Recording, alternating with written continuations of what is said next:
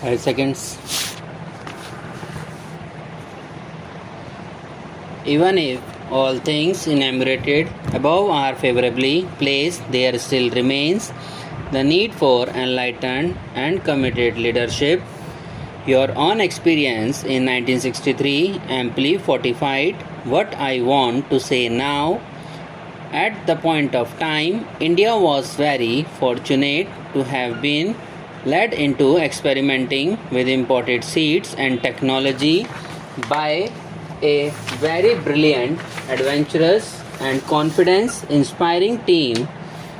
Mr. C. Subramaniam was then the Union Minister of Agriculture, but he by himself could have achieved precious little if the bureaucracy led by the Secretary, Mr. Shivaraman, had not supported him to the hilt with his well digested briefs, but both of them still would have perhaps been adequately of India's most far-seeing scientist, Dr. M.S. Swaminathan, were not there to relate the available research and information with the desirability of taking such an initiative.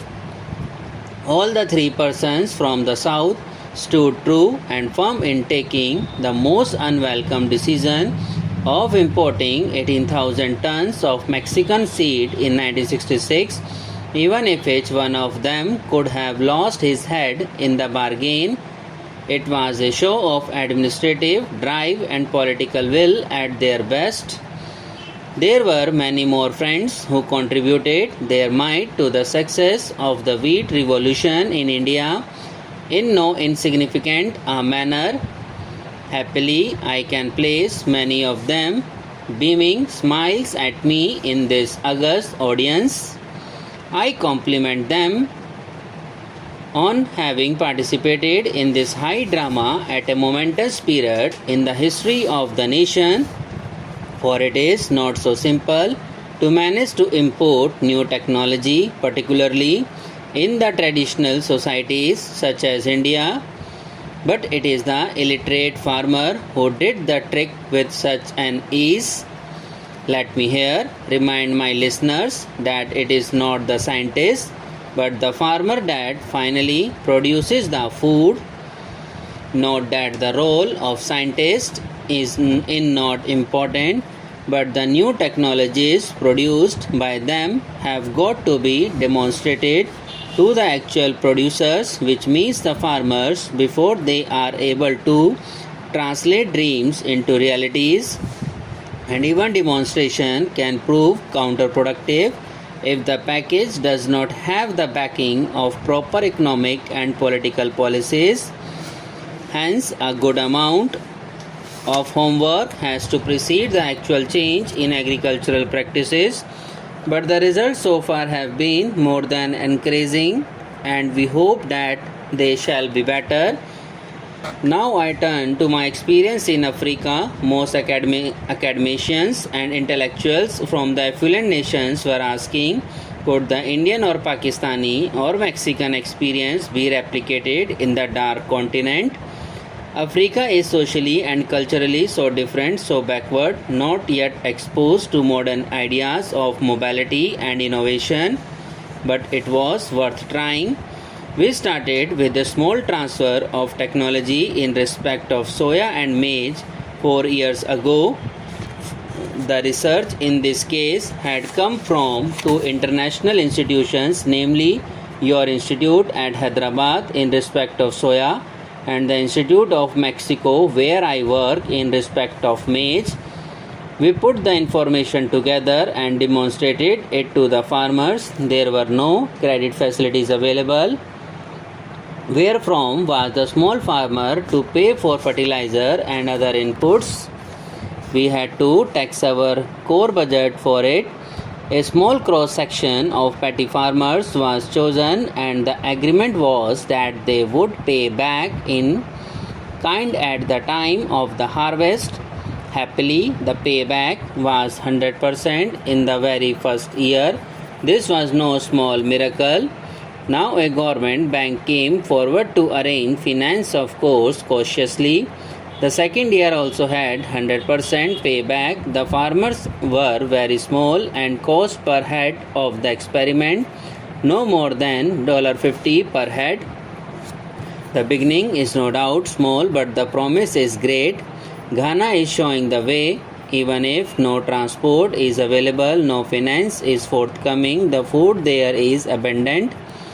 Now Africa is a great land mass, and even if the growth rate is such that populations can double themselves in 22 years, the present, which means the initial population, is not much, just 650 million. Hence the great potential, but in the pure macro scenario, the population octopus, as I used to call it, though it has many more tentacles than a more octopus, has assumed for dangerous proportion than we really can imagine. I put it in a simple way. The first time when 1 billion of humans started to live on this planet was 1850 AD. The starting date is the dawn of creation itself, maybe 2 or 3 million years ago. It was truly an achievement of the human being in that he hath conquered not only nature but also death in several ways profound. But the real battle of conquering the communicable diseases was just getting underway in 1850 AD only. Great advances in medical science took place in the later half of the 19th century. Even if all things enumerated above are favorably placed, there still remains the need for enlightened and committed leadership. Your own experience in 1963 amply fortified what I want to say now.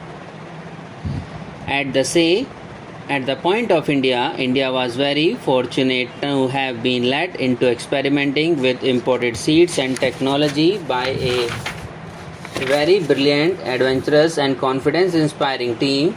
Mr. C. Subramaniam was then the Union Minister of Agriculture, but he by himself could have achieved precious little if the bureaucracy led by the Secretary Mr. Sivaraman had not supported him to be hilt with his well-digested briefs, but both of them would have perhaps been adequately of India's most far-seeing scientist Dr. M.S. Swaminathan were not there to relate the available research and information with the desirability of taking such an initiative.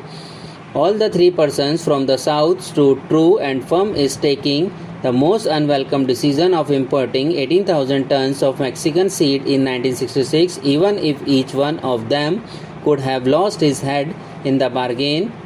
It was a show of administrative drive and political will at their best. There were many more friends who contributed their might to the success of the wheat revolution in India in no insignificant a manner. Happily, I can place many of them beaming smiles at me in this august audience. I compliment them on having participated in this high drama at a momentous period in the history of the nation, for it is not so simple to manage to import new technology, particularly in the traditional societies such as India, but it is illiterate farmer who did the trick with such an ease. Let me here remind my listeners that it is not the scientist but the farmer that finally produces the food. Not that the role of scientists is not important, but the new technologies produced by them have got to be demonstrated to the actual producers, which means the farmers, before they are able to translate dreams into realities. And even demonstration can prove counterproductive if the package does not have the backing of proper economic and political policies. Hence, a good amount of homework was to precede the actual change in agricultural practices, but the results so far have been more than encouraging. And we hope they shall be better. Now I turn to my experience in Africa. Most academicians and intellectuals from the affluent nations were asking, could the Indian or Pakistani or Mexican experience be replicated in the dark continent? Africa is socially and culturally so different, so backward, not yet exposed to modern ideas of mobility and innovation. but it was worth trying.